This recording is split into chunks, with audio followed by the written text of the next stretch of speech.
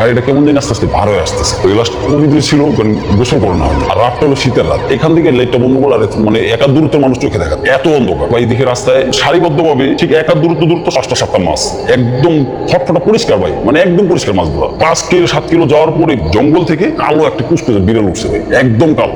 ওই সিচুয়েশন আমি পুরো ভাই আমার ঘাম ঝরঝরায় পড়তেছে, মানে আমার শরীরে ঘাম ছেড়ে দিচ্ছে, তার সাথে সাথে শরীরের পোষণ দাঁড়ায় গেছে।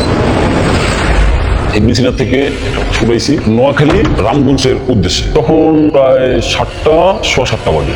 উঠানোর পরে আপনার দাউদকান্দি যে ব্রিজটা আছে, ব্রিজটার ওখানে প্রচন্ড জ্যামিং, কারণে 3 ঘন্টা 3.5 ঘন্টা ওখানে আমার সময় নষ্ট হয়ে যায়। নষ্ট হওয়ার পরে আমি দাউদকান্দি পার হয়ে আপনার কচুয়া ডাইরি যে একটা রোড ঢুকছে, রোডটা ছিল ইটের সোলিং এর। কিছু কিছু জায়গায় ভাঙা আছে, কিছু কিছু জায়গায় কাজ হয়েছে। তো যাওয়ার পরে লাশের সাথে লোক ছিল আপনার 5 জন। 3 জন ছিল ইয়াং বয়সী আর 2 জন ছিল মুরব্বী। তো ওই 3 জন ওই জ্যামের ভিতরেই ওনারা ঘুমাই গেছে। ঘুমাই যাওয়ার পরে যে মুরব্বী 2 জন ছিল, তো ওনাদের আমি বলছি দেখেন ওনারা তো ইয়াং বয়সী, তো ওনারা তো ঘুমাই গেছে, জ্যামের কারণে দুর্বল হয়ে গেছে, ওনারা ঘুমাই গেছে। তো আপনারা তো মুরব্বী আছেন, একটু বয়স ভার আছে, আপনারা একটু দোয়া কালাম ছোড়া বলেন, যেহেতু আমরা মুসলিম ভাই। তো ওনাদের বলার পর ওই মুরব্বী 2 জন আপনার 1 ঘন্টার ভিতরে ওনাদের চলে গেছে, ওনারা ঘুমাই গেছে। ঘুমাই যাওয়ার পরে কচুয়ার ভিতরে ঢুকলাম। 5-7 কিলো যাওয়ার পরেই গাড়িটা কেমন যেন আস্তে আস্তে ভার হয়ে আসতেছে, মানে ভার হয়ে আসতেছে। আসার পরে যত সামনে আগাচ্ছি ততই আস্তে আস্তে একদম নিস্তব্ধ নীরব হয়ে যাচ্ছে। তখন 1:30-2:30 বাজে। সামনে আমরা 2 জন ছিলাম, আমি আর আমার হেল্পার। আমরা এই 7 জন গাড়ির ভিতরে, আমরা 2 জন ড্রাইভার হেল্পার আর 5 জন। 7 জনের ভিতরে আমরা 2 জন জাগনা আছে গাড়ির ভিতরে, আর ওনারা 5 জন ঘুমাই গেছে। যাওয়ার পরে তখন আর কি আমার চোখে হালকা একটু ঘুম ভাব। আমি তো ভাই ড্রাইভার, আমার ধর ঘুমাইলে চলবে না, নিজের ভিতরে গাড়ি চালাই। যাইতেছি কিছু দূর কচুয়ার 7 কিলো পার হওয়ার পরেই মানে আপনার বাম পাশে হচ্ছে খাল, মরা খাল, পানি নেই। পানি যদি থাকে আপনার এতটুকু পর্যন্ত পানি, এতটুকু পর্যন্ত কাদা, হ্যাঁ হাঁটু পর্যন্ত কাদা। ডান পাশে হচ্ছে আপনার কৃষকের আবাদের ক্ষেত, বিভিন্ন রকম কৃষক আবাদ করছে। এই 5-7 কিলো যাওয়ার পরে ভাই দিকে রাস্তায় সারিবদ্ধভাবে ঠিক একটা দূরত্ব 6-7টা মাছ। ফার্স্টে মানে মনে করো নিজের ঘুমের চোখের কারণে সম্ভবত এটা ব্যাং হইতে পারে। তো ভালো করে তাকায় দেখি যে মাছটা হচ্ছে ভাই কালীবাউস মাছ আছে না, যে যেমন আর কি চিনে ভাই, আমরা ঢাকায় বাসা আমরা চিনি ভাই কালীবাউস মাছ, ওই নলার মতনই কালো করে কালীবাউস মাছ। তো আমার হেল্পার বলতেছে ভাই মাছ তো আমিও দেখলাম, এই হুট করে এই নির্জন রাস্তায় রাতে 2টা বাজতেছে, কোথেকে আসলো। পরে মনে করলাম যে মনে মাছের গাড়ি থেকে মাছ পড়তে পারে, তাহলে ওটা কেয়ার করলাম না। আমরা আমাদের গন্তব্য পরিস্থিতি আগে শুরু করলাম। 1-1.5 কিলো যাওয়ার পরে এক সারিবদ্ধভাবে দেখি 10-12টা মাছ। তখন আমার বুঝতে বাকি নেই, দেখে এখানে আমার সাথে উল্টা পাল্টা কিছু ঘটতেছে না।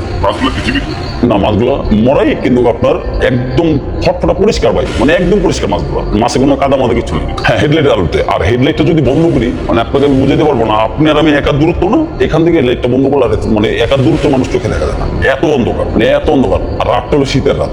ওই সিচুয়েশন আমি পুরো ভাই আমার ঘাম ঝরঝরায় পড়তেছে, মানে আমার শরীরে ঘাম ছেড়ে দিচ্ছে। তা আমি তো ভাই আগেই বলছি আমি ড্রাইভার, আমার মানে ভয় পেলে চলবো না। তো আমার হেল্পার তো একটু নার্ভাস হয়ে গেছে, ও বলতেছে ওস্তাদ পজিশন তো ভালো দেখতেছি না। আমি আল্লাহ ভরসা, আল্লাহর ডাক চিন্তা করিছিলাম। তখন আমি 5 জন ওনাদের ডাক দিইনি, ওনারা ঘুমাই দিয়েছে ঘুমা।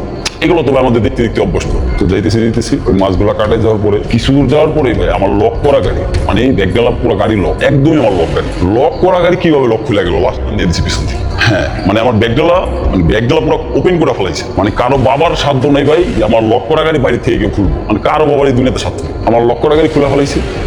তখন তো ভাই অবস্থা পুরো খারাপ। ওই যারা আসলে 5 জন ওনারা তো হাও মা করে চিৎকার দিচ্ছে, চেঁচামেচি করে। তখন আবার আমি একটু মানে আমি নিজেই ওনাদের একটু রেগে গেলাম যে আপনার আশ পড়ে নেই, আধা হাত একটা মানে একটু বেরোয় গেছিল, পাটা একটু ঝুলে গেছিল, স্ট্রেচার থেকে একটু ঝুলে গেছিল, মানে ব্যাগডালা স্ট্রেচার টান দিছি ভাই। আমি তো সামনে, আমি ড্রাইভার, আমি সামনে, আমার কানের এখান থেকে মনে হয় যে একটা বাতাস বেরিয়ে গেল, মানে সাঁ করে একটা বাতাস বেরিয়ে হুট করে কি হলো পিছিয়ে তাকায় দিকে আমার ব্যাগডালা খুলে গেছে। অটো লক করা গাড়ি, হ্যাঁ খুলে গেছে। পরে ওনাদের সাথে আমি চেঁচামেচি করে উঠলাম, যে বারবার বললাম যে আপনারা দোয়া কালাম পারেন, ছোড়া পড়েন, দোয়া করেন, ওর কাছে একটু দোয়া করেন। আপনারা ঘুমাই গেছেন, আপনারা যে 2 জন মুরব্বী ছিলেন আপনারাও ঘুমাই গেছেন, আপনাদের একটা দায়িত্ব আছে না। আমার হেল্পারে তখন বললাম যে তুই নাম, দেখ ব্যাগলাটা লাগা।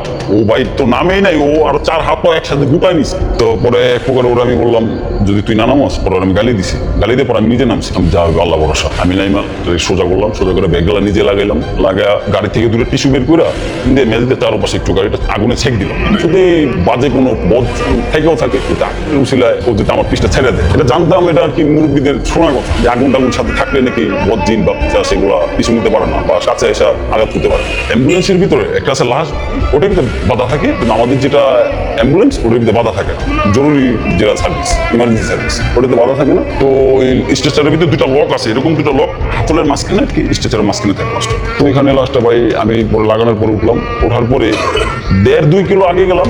আগে যাওয়ার পরে হাতের জঙ্গল থেকে বামে যে একটা খালের ঢাল আছে না, জঙ্গল থেকে কালো একটা কুচকুচে বিড়াল উঠছে, একদম কালো। আমার লুকিং গ্লাসে দেখি ও আমার সাথে চাক্কার সাথে সাথে আমার গাড়িও রানিং চলতেছে, ও দৌড়াইতেছে। পরে আমার হেল্পারে বললাম যে ওর একটা ধাওয়া দিই। তো আমার হেল্পার বডিতে থাপ্পড় দিয়া গালি দিয়া বিড়ালটা ধাওয়া দিল, তাও বিড়ালটা যেতেছে না যাওয়াতে কি করলাম, আমি বামে চাপ দিলাম, রানিং গাড়ি বামে চাপ দিয়া ফুস করে ধাওয়া দিলাম, ওর মতন চলে গেল। তার কিছু দূর যাওয়ার পরে ভাই হাজীগঞ্জ একটা মোড় আছে, চাঁদপুর হাজীগঞ্জ, ওই মোড়ের আগে ওইখানে আপনার মনে করেন যে তখন প্রায় অলমোস্ট 4:15 4:30 লাস্ট মুভমেন্টে ভাই আমার পেটের ভিতরে এরকম প্রেশার কিক করছে, এরকম চাপ দিছে যে আমার পেট মানে নষ্ট হয়ে যাবে, আমি আর সহ্য করতে পারতেছি না। ওই অবস্থায় গাড়ি থামাই আমি মনে করেন সাথে সাথে প্রসাব করতে দাঁড়াইছি, দাঁড়ায় সাথে সাথে ধরেছি, একসাথে দূরেছি।